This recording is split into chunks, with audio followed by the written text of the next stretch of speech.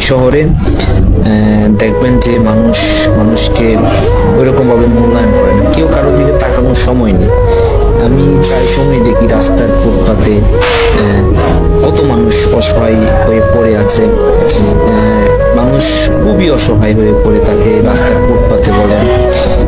আমি এটাই বলতে চাচ্ছি যে একটা মানুষকে আমরা কেন এত অন্যরকম পার্থক্য ভাবে আমরা বিচার করবো, এটা আসলে ঠিক না। এটা সবচেয়ে বড় পরিচয় হচ্ছে একজন মানুষ।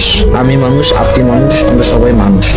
মানুষ হিসেবে যদি আমরা একটা মানুষকে মূল্যায়ন করি, তাহলে কখনো একটা মানুষকে একটা মানুষের সাথে ঝগড়া বলেন, একটা মানুষের বিপদে দূর থেকে তাকিয়ে হাসি তামাশা করা। একটা জিনিস দেখবেন, ঢাকা শহরে আমি এটা প্রায় সময় দেখি যে কেউ যদি কোনো বিপদে পড়ে, সেটা মানুষ দূর থেকে তুলে দেখবেন ফেসবুকে, ইউটিউবে দিচ্ছে, বাট তাকে গিয়ে একটু সহযোগিতা করার মতো কিন্তু কোনো মানুষ নেই। দেখবেন যে একটা লোককে অসহায় পেয়ে ছিনতাইকারী তার ফোন নিয়ে চলে যাচ্ছে, অন্যরা সেটা ভিডিও করে তার টিকটকে, ইউটিউবে, ফেসবুকে আপলোড দিচ্ছে। এগুলো আসলে কেন ভাই? এগুলো একটু বিবেচনা করা দরকার। হয়তো আমার ভিডিওটা আমি যে করতেছি, এটা আমি শুরুতেই বলছি আমি একটা কনভেনশন হলের মধ্যে আছি, সেখান থেকে করা। আমার কাছে মনে হচ্ছে যে এই কথাগুলো বলা দরকার আপনাদের সাথে, তাই শেয়ার করলাম। ধন্যবাদ।